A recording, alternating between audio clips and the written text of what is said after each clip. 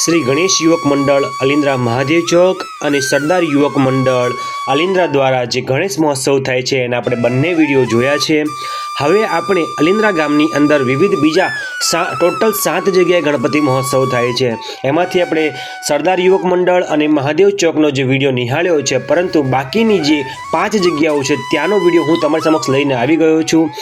આપણે જઈશું દરેક જગ્યાએ અને દરેક જગ્યાએ ગણપતિની સ્થાપના કેવી રીતે થાય છે। તો આ વિડીયો તમે નિહાળજો। વિડીયો ગમે તો લાઇક શેર અવશ્ય કરજો અને કમેન્ટમાં બધાએ લખવાનું છે ગણપતિ બાપ્પા મોરિયા। વિડીયો લાઇક અને શેર અવશ્ય કરજો।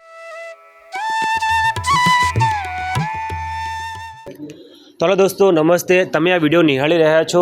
આ વિડીયોની અંદર આપણે અલિન્દ્રા ગામની અંદર વિવિધ જગ્યાએ જે ગણપતિ મહોત્સવ સેલિબ્રેટ થાય છે એની તમને ઝલક આપી રહ્યો છું।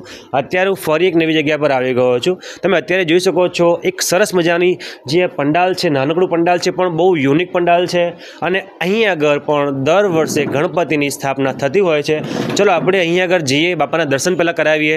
તો હું કેમેરામેનને પહેલાં કહીશ કે દર્શન બધાને કરાવી દે, અમારા વ્યુઅર્સને બધાને, કે જે બાપા છે અહીંયા આગળ વિરાજમાન છે અને સરસ મજાના તમે નાની નાની મૂર્તિઓ પણ જોઈ શકો છો। કાનાની મૂર્તિઓ પણ છે, મંગલ મૂર્તિ પણ છે અને ડેકોરેશન છે યુનિક પણ લાગી રહ્યું છે અને જગ્યા પણ સરસ લાગી રહી છે। અને આ તમે જોઈ શકો છો આ યુવક મંડળ છે એ પોતે બધા સભ્યો અહીંયા આગળ આપણી જે વિડીયોમાં હાજર થયા છે। તો આમાંથી આપણે કોકને પૂછીશું આ કઈ જગ્યા છે? લુહારવાળું ફર્યું। લુહારવાળું ફર્યું। આ જે સ્થાપના છે પર્ટિક્યુલર એક જ વ્યક્તિ દ્વારા કરવામાં આવેલી છે। ફળિયાની અંદર તો છે પણ એ વ્યક્તિ કોણ છે આપણે પૂછીશું। કોણે આ સ્થાપના કરી છે? પપ્પાએ। આપનું નામ શું છે? હિમાંશુભાઈ નવીનભાઈ પટેલ। ઉર્ફે એમને શું કહે છે બધા? ડીકુભાઈ। શું કહે છે? ડીકુભાઈ। સરસ, કેટલો ઉત્સાહ છે। ડીકુભાઈ છે એમનું નામ છે। તો અહીં આગળ ગણપતિની સ્થાપના કેટલા વર્ષથી કરવામાં આવી રહી છે? 8 વર્ષથી। 8 વર્ષથી? 8 વર્ષથી। હવે અહીંયા કયા કયા કાર્યક્રમો થાય છે સાંજે? ગરબા અને ભજન। ગરબા અને ભજન। ગરબા થાય છે અને ભજન પણ થાય અને છેલ્લે શું કરે છે? ડિસ્કો। તો આ હતું જે મંડળ અને મંડળના જે સભ્યો છે। આ એક ફળિયું જ કહેવાય છે। ફળિયામાં મંડળ બની ગયું છે અને સભ્યો છે એ રોજ રાતે નવીન કાર્યક્રમો કરે છે, ભજન કરે છે, ગરબા કરે છે અને કોકીભાઈ કહ્યું ડિસ્કો પણ કરે છે। નવા નાસ્તાય મળે છે। જો આ વાત કહેવાય યુનિક। તો હવે આપણે જો નાના છોકરા આવી ગયા છે, અહીંયા બધા અહીંયા જો મંડળમાં જો છોકરાઓ પણ આવી ગયા છે, નાના છોકરા તમે જોઈ શકો છો। 1 2 3 આ તો બહુ નાનો છે। જો યોગી બધા નામ પાછળ લખેલું છે। એમનું જે ડ્રેસ કોડ છે જે બ્લુ છે અને ડ્રેસ કોડની અંદર બધાએ પોતાના નામ પણ મેન્શન કરેલા છે। તો બધા આવી ગયા છે ને, તો હવે આપણે બાપાની જય બોલીશું બધા। તો બોલીશું ગણપતિ બાપ્પા। અવાજ ના આવ્યો જોરથી? ગણપતિ બાપ્પા, ગણપતિ બાપ્પા।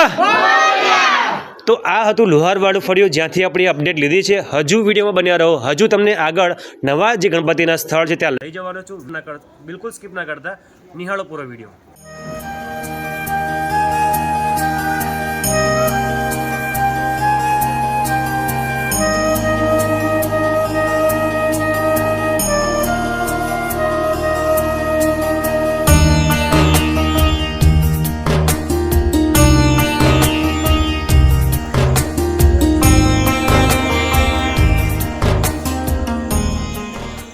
આવી ગયા છે ફરી એક નવા પંડાલની અંદર જે અલિન્દ્રામાં આવેલું છે। આ કયું વર્ષ છે અને કઈ જગ્યા છે?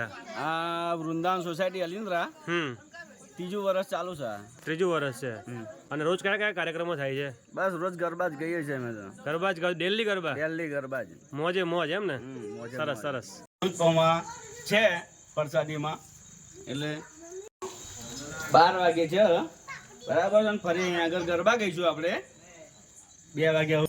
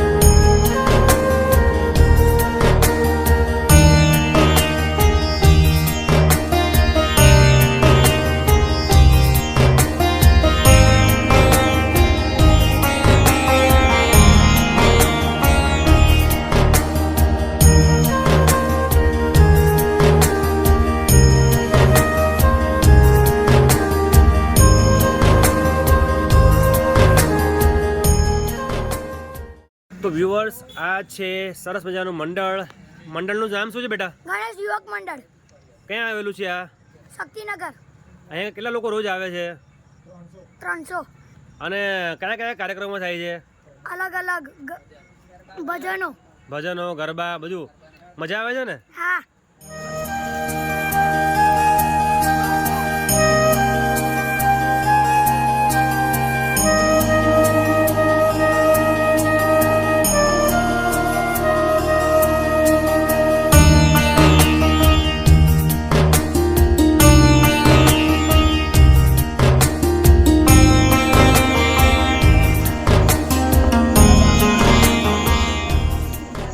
તો વ્યુઅર્સ, ફરી હું આવી ગયો છું એક નવા પંડાલની અંદર. આ પણ અલિંદ્રાની અંદર છે. અલિંદ્રાની અંદર ઘણી બધી જગ્યાએ ગણપતિની સ્થાપના થાય છે. તો આ જગ્યા પણ આપણે આવી ગયા છીએ. આપણે અહીંથી કોઈને પૂછવાનો પ્રયત્ન કરીશું, કેમેરામેનના નજીક આવવાનો પ્રયત્ન કરીશ. આ કઈ જગ્યાના ગણપતિ દાદા છે? આ ભાતીજી ચોકના ગણપતિ દાદા છે. હા, અહીંયા કેટલા વર્ષથી ગણપતિની સ્થાપના થાય છે? લગભગ અત્યારે લગભગ ત્રીજું વર્ષ છે આવું યાર. બીજું વર્ષ? 2 વર્ષ થઈ ગયા. બીજું વર્ષ છે. અને આપણા ગામની અંદર ઘણી બધી જગ્યાએ ગણપતિ બાપાની સ્થાપના થાય છે. વિસર્જનનો કાર્યક્રમ આવતીકાલે છે. તો વિસર્જનમાં બધા તમે કઈ કઈ તૈયારી કરી છે? કાલે શું કરવાનું છે અહીંયાથી? અહીંયા 10 દિવસ સુધી બધા સાંજે ભજન નવી ગામથી આવીને ભજન મંડળી કરે. સવાર સાંજ આરતી પૂજા પાઠ બધું થાય. ફળિયાના ભાવિક ભક્તો બહુ ઉત્સાહથી ભાગ લઈ રહ્યા છે અહીંયા આગળ. અને ગજાનંદ ગણપતિ દાદા જો કાલે જશે અહીંયાથી વિસર્જનમાં એમનું, તો આ ફળિયું હાવ સૂનું થઈ જશે. અને એ સમય પછી જે આ ફળિયું આવશે તો તમને સુમસામ લાગી રહે છે. અત્યારે જે માહોલ છે એકદમ ઉત્સાહનો માહોલ છે. 10 દિવસ માટે જાણે બધા આખો વાતાવરણ જ બદલાઈ ગયું છે. અને બધા બાપાને સમર્પિત પોતાનો ટાઈમ આપે છે. ધારો કે આ ભાઈ છે દશરથભાઈ, જે મારી સાથે ભણેલા છે, આમની સાથે ભણેલા છે, અને આ જે ડેકોરેશનનું કામ છે એ કરે છે, અને એમનું કામ મંડપ ડેકોરેશનનું કામ પણ છે. તો એમને પણ તમે મુલાકાત લેજો અવશ્ય. તમે બધાને મંડપ બાંધી આપજો. બધા ઓર્ડર આવેલો હો ને? બાંધીએ ને? બાંધ્યામાં યશ કહે છે, દશરથભાઈ યશ કહે છે, આપણા રોનકભાઈ છે, અને આ ભાતી જે ફર્યું છે. હજુ આપણે નવા ગણપતિની મુલાકાત કરીશું. ત્યાં સુધી વિડીયોમાં જોડેલા રહો.